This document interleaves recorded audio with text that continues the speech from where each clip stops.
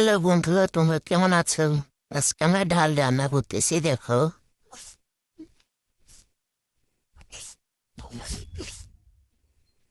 কে কে ডাল খেতে পছন্দ করো কমেন্ট করে জানাবে।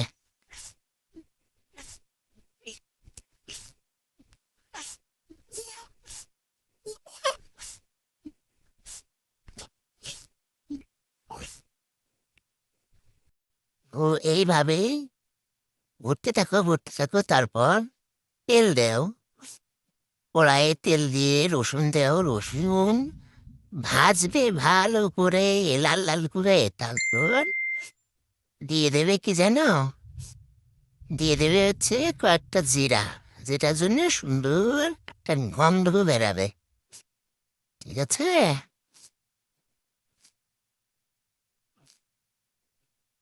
তারপর আমরা ডাল ঢেলে দেবো। ও মা গো, আগুন ধরে গেছে, সাবধানে। এই যে আমাদের ডাল রেডি। সবাই ভালো থাকবেন। আল্লাহ হাফেজ।